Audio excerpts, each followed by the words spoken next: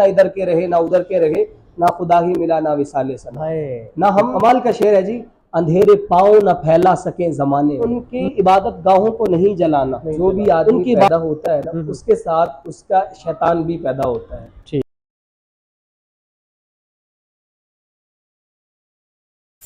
जी अस्सलाम वालेकुम, उम्मीद करता हूँ आप खैरियत से होंगे। मैं हूँ आपका host Junaid Ansari. Subscribe the unique fun and hit the icon button.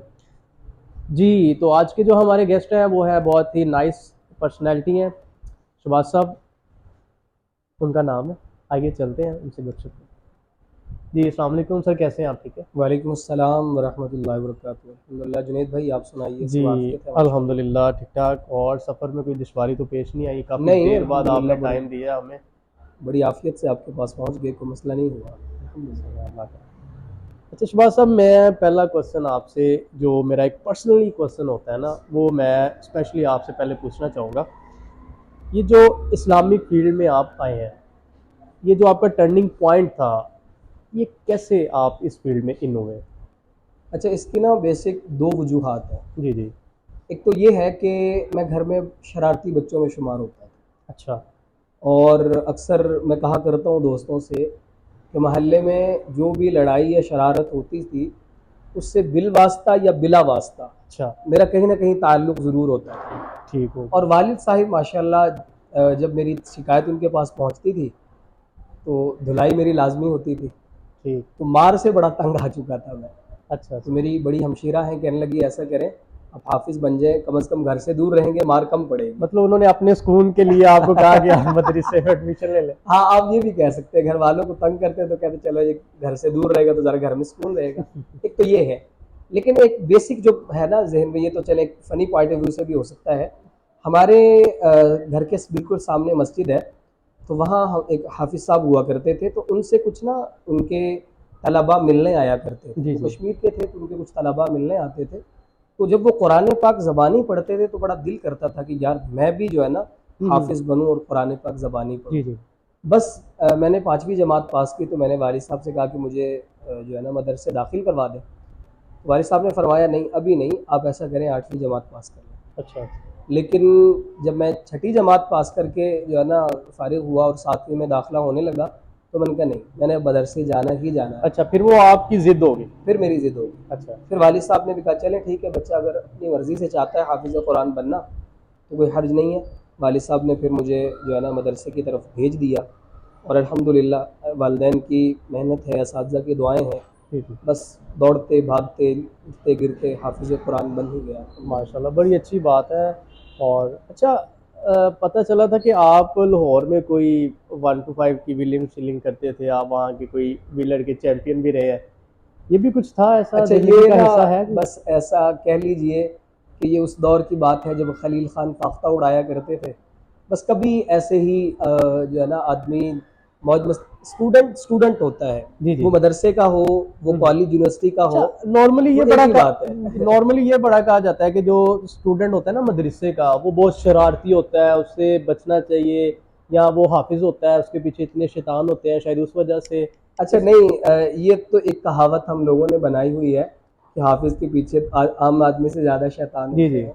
अल्लाह की तख्लीक है, जी जी। जब जो भी आदमी पैदा होता है ना उसके साथ उसका शैतान भी पैदा होता है। ठीक। हर आदमी के साथ एक ही होता है। ठीक है। बस ये अलग बात है कि बद अच्छा बदनाम बुरा वाली बात है। अच्छा।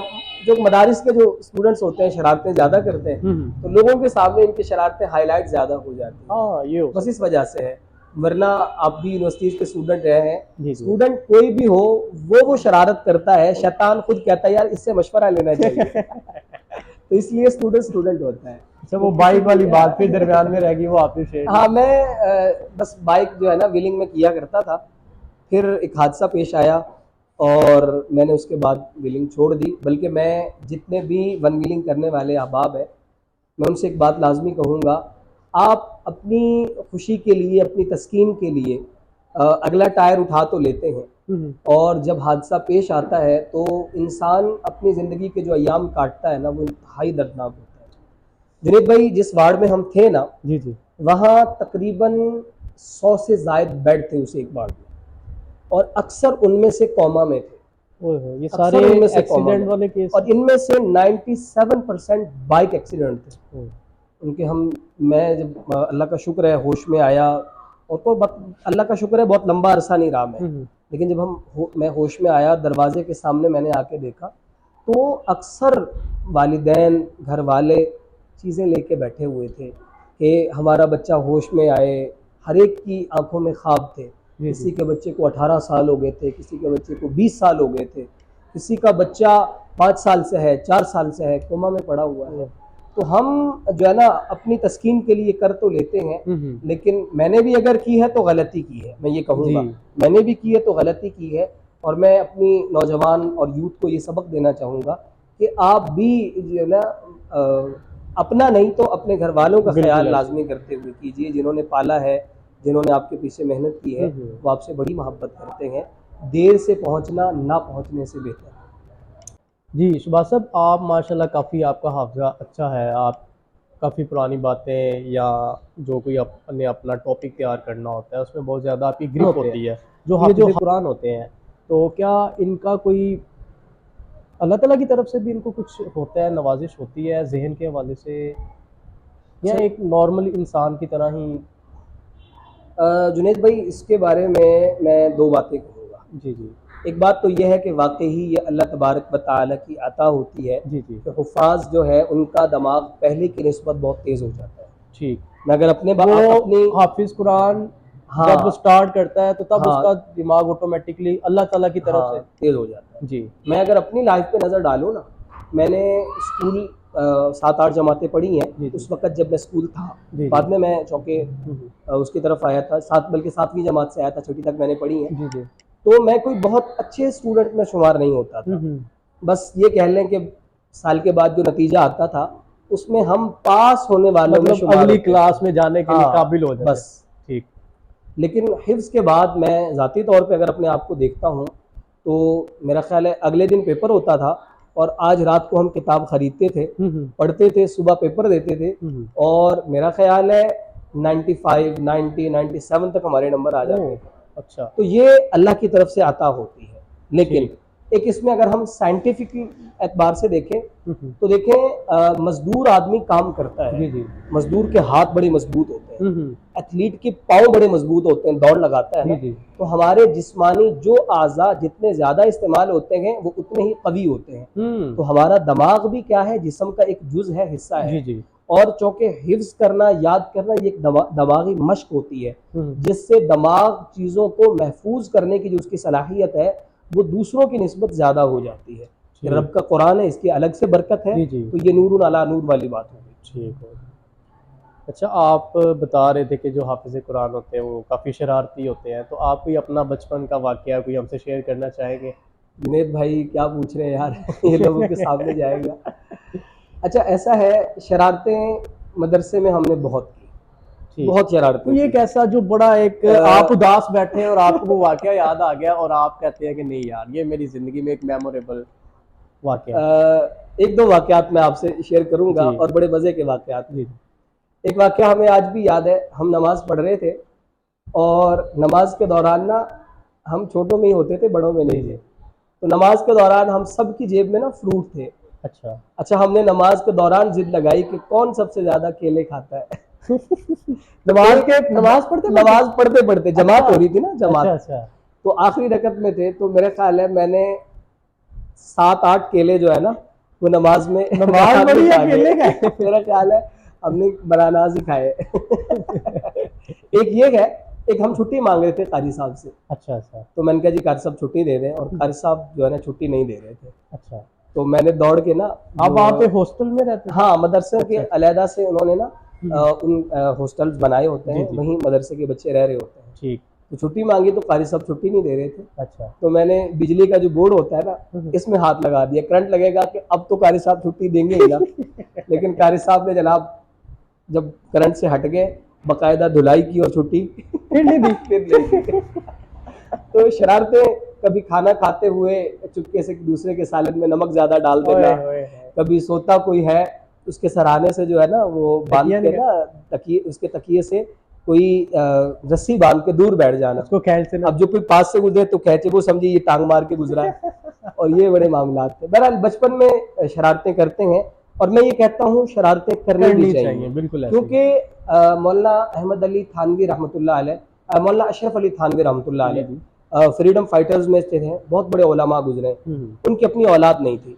ठीक। कभी मेरे मेरे मुताले के मुताबिक, जी, जी। शायद किसी दोस्त को मालूम हो तो वो हमारी ये गलती दुरुस्त भी कर दे, उनकी औलाद नहीं थी। तो उन्होंने अपने एक मुरीद से कहा कि आप जो है ना अपने बच्चों को लेके आए, मेरा बड़ा दिल करता है बच्चों से मिलने के लिए।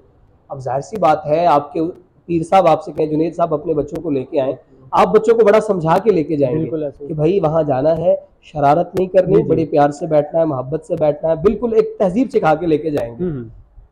डेफिनेटली वो भी मुरीद थे, उन्होंने भी सेम ऐसे ही किया जी। अब बच्चे वहां जाके ना बड़ी ऐसे अदब से बैठे हुए हैं, हर चीज बड़ी उससे कर रहे हैं।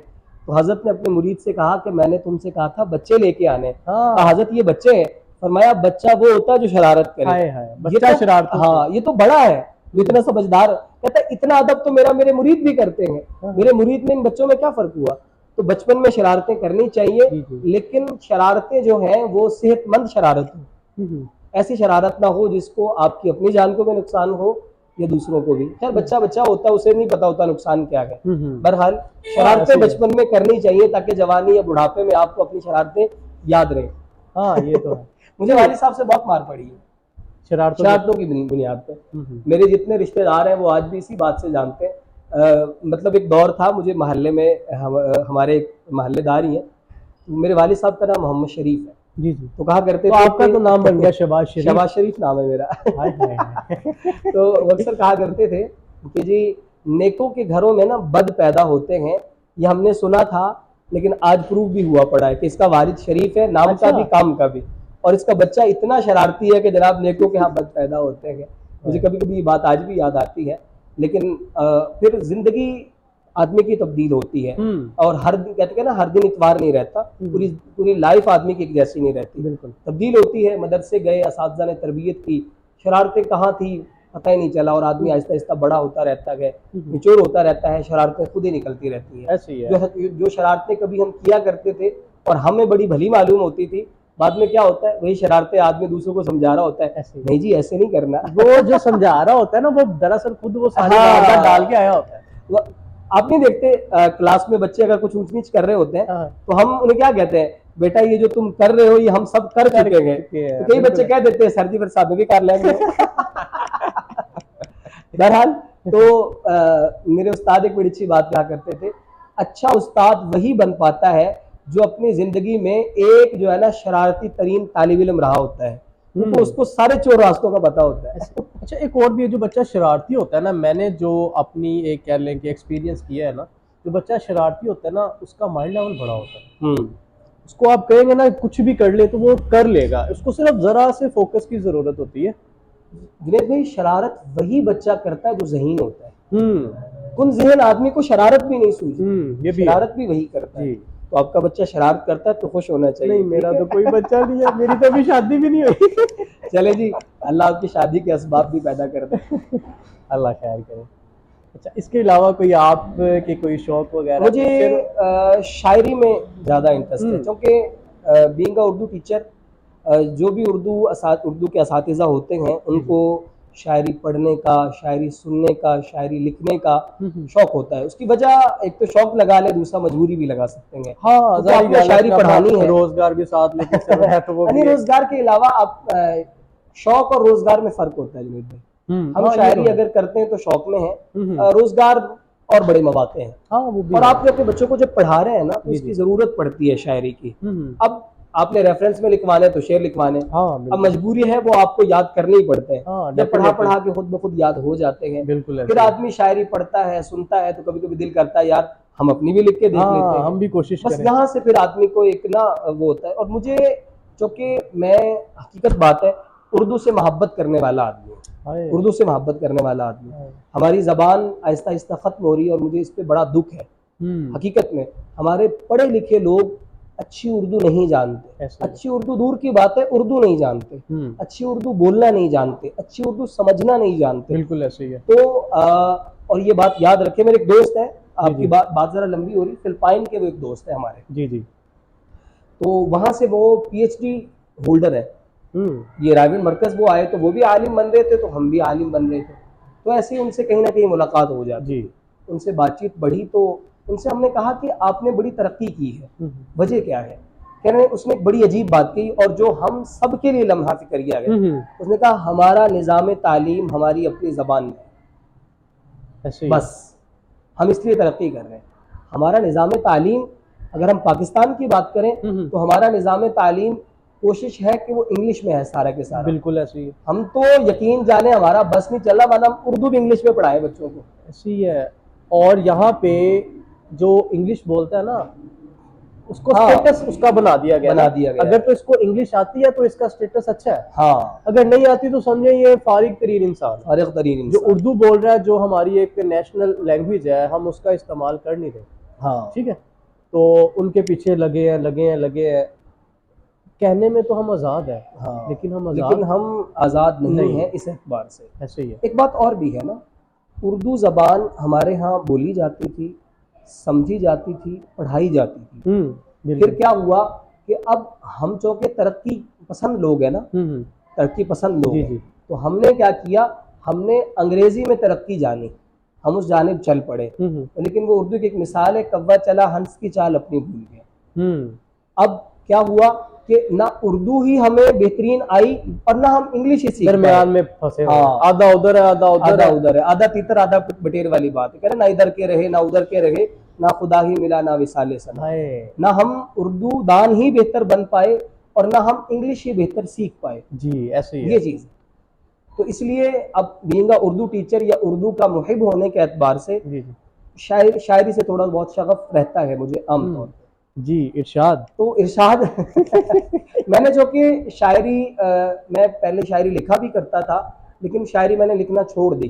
उसकी बेसिक वजह है, मैं जहाँ उर्दू का टीचर हूँ या और दूसरी तीसरी चीज़ें हैं या उर्दू जानता हूँ, उसके साथ साथ एक आलिम दीन भी हूँ। मेरी कोशिश थी कि मैं नाते लिखूँगा, अल्लाह तबारक व तआला की ज़ात के बारे में हम्द लिखूँगा, सहाबा कराम अहले बैत के हवाले से मनाक़िबत लिखूँगा, लेकिन ज़्यादा गज़लें लिखी गई, नातों और इनकी तरफ कोशिश के बावजूद ना जा सका। अच्छा, मैं आपकी एक बात काट रहा हूँ यहाँ पे। अच्छा, ये जो शायर बनते हैं, क्या इनको इश्क होता है, इसमें मोहब्बत में रुसवा होते हैं, बाद में वो शायर बनते हैं? अच्छा, मैं इस बात से इत्तेफाक नहीं करता। मोस्टली जो हमारे नामवर शख्सियात है ना, शायर जो शायर लोग हैं हमारे, तो उसमें मोस्टली बिहाइंड द सीन उनकी हिस्ट्री पढ़ें तो आई थिंक मोस्टली ऐसे केस है। ठीक है, हाँ, लेकिन मैं अगर अपनी बात को ना, मैं ज़ाती तौर पे इससे इत्तेफाक नहीं करता। उसकी एक वजह है, उसकी वजह ये है कि आपका तख़य्युल जो है ना, यही आपकी शायरी की बुनियाद होता है।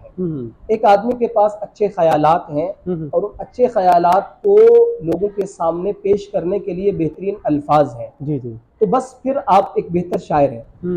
और मुझे किसी शायर की एक बात बड़ी याद आई, वो कहा करते थे शायर बनता नहीं है, पैदा होता है। हाँ, शायर बनता नहीं पैदा होता है। हाँ, कोशिश से आप शायरी की खुसूसियात को निखार सकते हैं, बिल्कुल ऐसे ही है। लेकिन आप कहें कि मैं शायर बन जाऊं तो ऐसा नहीं होगा, ये चीज़ है। तो नेचुरली जो शायर होते हैं उनकी फितरत में शायरी होती है।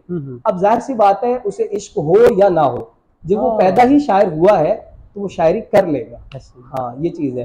तो शायरी में आजकल तो खैर कोशिश होती है अच्छी शायरी सुनूं, बस वो याद हो जाए वही पढ़ लेता हूँ।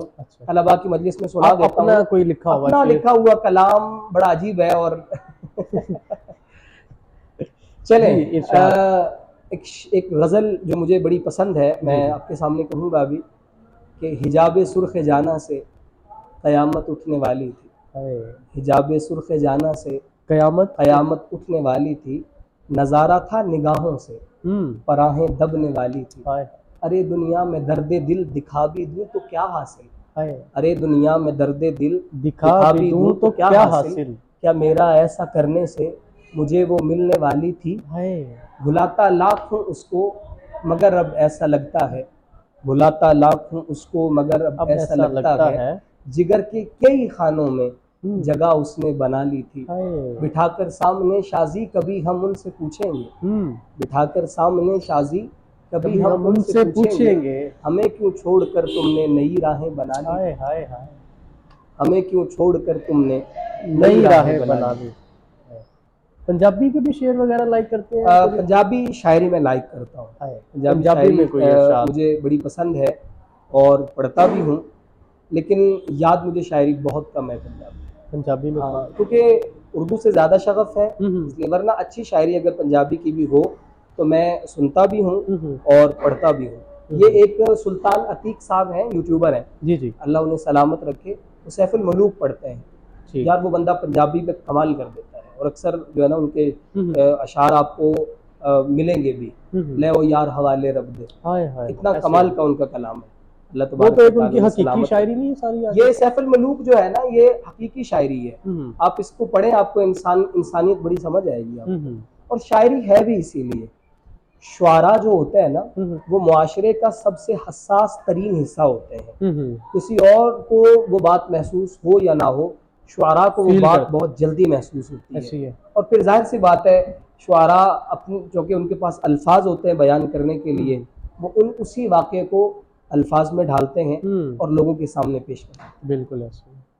मुझे राहत इंदौरी साहब, अल्लाह गरी के रहमत फरमाए, मुझे बड़ी उनकी पोइट्री वाकई, और वाकई यार उस बंदे ने ना पोइट्री की है। बिल्कुल। अच्छा, मैं समझता था उसने सारी पोइट्री इश्क़े मजाजी पे की है, हालांकि उसने इश्क़े हकीकी पे भी बड़े कमाल के अशार किए हैं। एक दो अशार उनके इंटरनेशनल लेवल पे बड़ी अच्छी उनकी, हाँ बड़े कमाल के जी, और उनका बड़े कमाल का शेर तो मुझे बड़ा पसंद आया। मैं जहाँ से उस बंदे का फैन हुआ, वो कहा करते थे मैंने 20 से ज़ायद मरतबा उम्रा किया है, 20 से ज़ायद मरतबा। तो मदीना तो रसूल के सामने बैठ के ना उन्होंने एक कलाम लिखा, कलाम बड़े कमाल का है।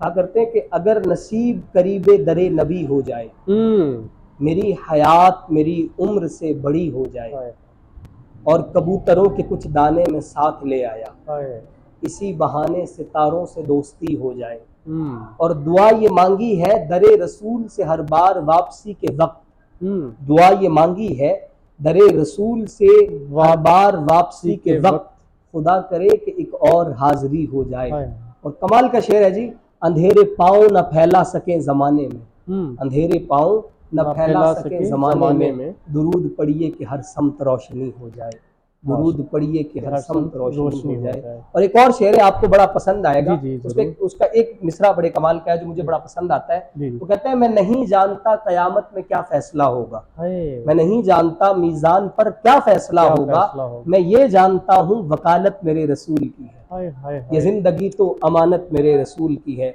हर एक सांस अमानत मेरे रसूल की है। बड़े कमाल का शायर था ये वो। कहते हैं, अगर मैं कौसरो तस्नीम नहीं लिख सकता, मैं कौसरो तस्नीम नहीं लिख सकता, शायरी के अगरचे कई दीवान लिखे हैं, मेरे आका आपके नाम की एक मीम नहीं लिख सकता। बड़े कमाल की शायरी है, डीप शायरी बड़ी यार। मैं कहता हूँ लोग उसको ना सिर्फ उसकी इश्क़े मजाजी की शायरी से जानते हैं, ऐसे ही है यार। आप उसका ये कलाम सुन के देखें और उसकी ज़बानी सुन के देखें, जो अंदाज होता है शायर का अपना, मैं हो सकता है जो पढ़ रहा हूँ ना ये मेरा अपना जाती अंदाज होगा, लेकिन जो उनका अंदाज है ना, आपको पता लगेगा ये बंदा इश्क़े हकीकी में कितना डूब के जो है ना शायरी कह रहा है। मुझे वो बंदा बड़ा पसंद था। पुराने शुआरा मीर है, गालिब है, सबको पसंद है, लेकिन आज के दौर के शुआरा में अगर बात की जाए तो मुझे राहत Indori one of the best, सबसे बेहतर शायद मेरी नज़र में राहत इंदौरी है। बहुत कमाल की शायरी है, अल्लाह उन्हें गरी की रहमत फरमाए। अच्छा अलामा साहब, एक जो भी रिसेंट हमारे पाकिस्तान में एक वाक़या पेश हुआ है, कुरान पाक की बेहुरमती की गई है, तो इसमें इस्लाह के लिए कोई शरीयत के हवाले से क्या आप हमें बताना चाहेंगे? जुनैद भाई, आपने ना बहुत ही सेंसिटिव टॉपिक उठाया है, इस पे बात करते हुए बड़ा अजीब सा लगता है। हमारी जो नौजवान नस्ल है, बहुत अजीब मामला है हमारा। हम कभी तो इश्क़ रसूल में इतना ऊपर चले जाते हैं कि दूसरे आदमी को मारने तक से गुरेज नहीं करते, बिल्कुल। और कभी हम जो है ना अपने ही दीन के एतबार से इतने नीचे होते हैं कि मस्जिद से अजान की आवाज़ आती है और उठ के हम जो है ना नमाज तक के लिए नहीं जा पाते। अच्छा, मैं इस बारे में एक बात कहूँगा, आपको याद होगा ईद उल अज़हा के दिन कुरान पाक जलाया गया था स्वीडन के अंदर, बिल्कुल ठीक हो गया। ये उसी वाक़े की एक कड़ी है। अब इसको थोड़ा सा गौर से देखिएगा। चूँकि आज़ादी इजहार राय एक बहुत बड़ा नारा लगाया जाता है दुनिया में। आज़ादी इजहार राय का मतलब ये नहीं है कि आप दूसरों की जो अक़दार हैं या दूसरों की जो बाउंड्रीज हैं आप उनको भी क्रॉस कर दें, ये आज़ादी इजहार राय नहीं है। आप देखिए उस बंदे ने स्वीडन के जो सफारत खाने हैं या उनकी जो अदालतें हैं, उनसे उस बंदे ने इजाज़त ली। इजाज़त लेके फिर उसने सरेआम कुरान पाक जलाया। ठीक है। अच्छा, इसके मुकाबले में एक मुसलमान ने भी इजाज़त ली कि मैं बाइबल और तौरात को जलाना चाहता हूँ, उन्होंने इजाज़त दी। ठीक है जी। उस बंदे ने, जो मुसलमान था, उसने बाइबल और तौरात ली, उसी जगह आके खड़ा हुआ, लाइटर उसके हाथ में है, बाइबल उसके हाथ में है। ठीक है। और दुनिया देख रही कि अब ये क्या करता है। उसने अपने अमल से साबित किया कि हमारे नज़दीक जो अहमियत, जो इज्जत कुरान पाक की है, वही इज्जत, वही अहमियत दूसरी इस्लामी किताबों की। उसने जलाने के बजाय लाइटर जमीन पे फेंका। अहमद उस लड़के का नाम है। उसने बाइबल को चूमा और उसने गिलाफ में डाल लिया। क्या सबक मिला कि हम तुम्हारे जैसे नहीं है। अब हम आते हैं जड़ावाला वाक़ये पे। जड़ावाला वाले वाक़ये का सिर्फ एक पहलू दिखाया जा रहा है कि मुसलमानों ने उनके चर्च जला दिए, उनकी इस्लामी किताबें जला दी। मुसलमानों ने इंतहाई गलत किया है। लेकिन ये हम सब जानते हैं, दुनिया में हर काम की कोई ना कोई वजह होती है। बगैर वजह के कोई काम नहीं किया जाता। बिल्कुल ऐसे बेसबब कुछ नहीं होता। आपके मेरे पास मोबाइल में वो तस्वीर और वो दूसरी चीजें मौजूद हैं कि कुरान पाक फाड़ा गया है, कुरान पाक पे गालियां लिखी गई हैं, फिर उसकी तस्वीर लेके व्हाट्सएप पे चलाई गई है। जब ये मामला हुआ है तब लोग मुश्ताइल होके निकले हैं। अंडरस्टैंड? जब लोग निकले हैं तो फिर लोगों ने ये अमल किया है। अब आप देखिए, क्योंकि दुनिया भर का मीडिया कुफार के पास है, हमारे पास नहीं है। दुनिया भर के चैनल्स कुफार के लिए बोलते हैं, हमारे अपने चैनल्स कुफार के लिए बोलते हैं। वो सब उन्हीं की कठपुतली बने हुए हैं। अब वो क्या कर रहे हैं भाई, जैसा वो दिखा रहे हैं वैसा ये देख रहे हैं। जो दिखाया जाएगा वही देखेंगे ना लोग। अब आप ये बताइए कि वहां का जो वो असिस्टेंट कमिश्नर है या कौन है, उसने क्यों नहीं पुलिस को काम करने दिया गया? इसकी तरफ कोई इशारा नहीं हो रहा। वो लोग कहाँ चले गए जो व्हाट्सएप पे इन चीजों को चलाने वाले थे? वो लोग कहाँ चले गए जिन्होंने कुरान पाक के बारे में ये बेहुरमती की है? आखिर उनको भी तो सामने लाया जाना चाहिए। मुसलमानों को जिन्होंने चर्च जलाए, अच्छा नहीं किया। मैं ये कह रहा हूँ, इस्लामी तालीमात आप देखिए, आप अलैहिस्सलातु वस्सलाम जब किसी भी यानी फौजी जो काफिला था उसको रवाना फरमाया करते थे, आपकी ये मुसलमान सिपा सालार को आपकी हिदायत हुआ करती थी। भाई नंबर 1, तुमने उनकी इबादत गाहों को नहीं जलाना, उनकी इबादत गाहों में बैठे हुए लोगों को तंग नहीं करना, उनके जो मजहबी पेशवा हैं उनसे कुछ नहीं कहना। इस्लामी तालीमात थी। क्या तुम्हारे यहाँ ये है? तुम हमारी इबादत गाहों को नहीं जला रहे हो। ये इससे पहले आप चले जाएं तो कौन सा मुल्क था? डेनमार्क था या कौन सा था जिसमें 50 नमाजियों को गोलियों से भून दिया गया था? अभी 1.5-2 साल पहले की बात है। ऐसा ही है, कुरान पाक जला दिया गया। इसी तरह सालाना आप अलैहिस्सलातु वस्सलाम की के खाके बनवाए जाते हैं। बिल्कुल ऐसे ही डेनमार्क में किया जाता है। अगर ये आप हमारे दुनिया में 2 बड़ी जंगें हुई हैं, जो 1914 में वर्ल्ड वॉर 1 हुई और 1946 में वर्ल्ड वॉर 2 हो रही है। ये दोनों के दोनों क्यों हुई हैं? इस्लामिक बुनियाद पे हुई है। इस्लामिक बुनियाद पे, चाहे वो सलेबी जंगी थी, लेकिन थी तो उनकी अपनी मजहबी बुनियाद पे थी ना। मजहबी बुनियाद पे। तो यहाँ जो हो रही है, क्या ये मजहबी बुनियाद नहीं है? अगर आप हमारे जज्बात को इश्तिहाल देंगे तो फिर हमें तो इश्तिहाल आएगा ना। अब करने वाले कौन है कौन नहीं है, इंतजामिया को चाहिए कि बर वक्त वो इसका जो है ना सद्देबाब करे, वरना अवाम है मुश्ताइल होगी। बिल्कुल, उसे इससे पता चलता है कि मुसलमान के अंदर ईमान मौजूद है। लेकिन मैं ये कहूँगा, आप अपना ईमान जरूर दिखाइए, लेकिन दूसरों की इबादत गाहों का एहतराम कीजिए। ये है, ये शरीयत ये कहती है। जिन लोगों को उठा लिया गया है, जिन मुसलमानों ने जलाओ घिराव किया था, सबको उठा लिया गया है, सबको जेलों में बंद कर दिया गया है। लेकिन वो लोग कहाँ चले गए जो लिखने वाले थे, जो फाड़ने वाले थे? वो कहाँ चले गए? इसकी तरफ किसी की नजर नहीं जा रही है। वो बेसिकली अवाम का ध्यान भटका दिया गया था, भटका दिया गया पीछे से। वो फिर वैसे करने वाले वो थे, आग लगाने वाले वो थे, लेकिन नुकसान उठाने वाले हम हैं। नुकसान उठाने वाले हम हैं। और उनका पानी बिल्कुल गदन, उनका पत्ता साफ कर दिया गया, जैसे उन्होंने कुछ किया ही नहीं है। ऐसा नहीं है, ये मामला दोनों तरफ से हुआ है। ताली कभी एक हाथ से नहीं बजती, मामला दोनों तरफ से हुआ है। लेकिन चूंकि मुसलमान इस वक्त, ये बड़े दुख के साथ कहना पड़ता है, ये हमारे उरूज का दौर नहीं है, हमारे जवाल का दौर है। इस वक्त मुसलमान दुनिया की सबसे जलील तरीन कौम बन चुकी है लोगों की नजर में। अपनी नजर में हम क्या, हम इसकी बात नहीं कर रहे। दुनिया की नज़र में हमारी जो इज्जत है हम जानते हैं। ये क्यों हुआ है? क्योंकि दुनिया ने एक प्रॉपर प्लानिंग के तहत हमें जलील करवाया। ठीक है जी, तो ये मामला हो रहा है। जब तक मुसलमान जो है ना इसी तरह जोश में रहेगा और होश से काम नहीं लेगा, मुसलमान के साथ ये होता रहेगा। तो होश के नाखुन लेने की ज़रूरत है। असल मुजरिम को कैफरे किरदार तक लेके आए, असल चीज़ ये है। अल्लाह तबारक व तआला अमल की तौफीक अता फरमाए। व्यूअर्स, अगर मुझसे कोई बात आपको ऐसी लगी है कि मैंने गलत की है, आप मेरी इस्लाह कर सकते हैं, इसमें कोई हर्ज वाली बात नहीं है। और अगर मेरी किसी को बात बुरी लग रही है तो माजरत के साथ, लेकिन अगर सच है तो फिर कबूल कीजिए। फिर इसको शेयर करें, शेयर तो करेंगे ना जी। आज के लिए इतना ही, और लास्ट में फिर वही बात एज यूजुअल जो मैं आपसे कहा करता हूँ, वीडियो को पूरा देखा करें। हर वीडियो आपकी एक नॉलेज के लिए होती है, ठीक है? तो सब्सक्राइब भी कर दिया करें, अपने दोस्तों के साथ शेयर भी किया करें। ओके जी, अल्लाह हाफिज़।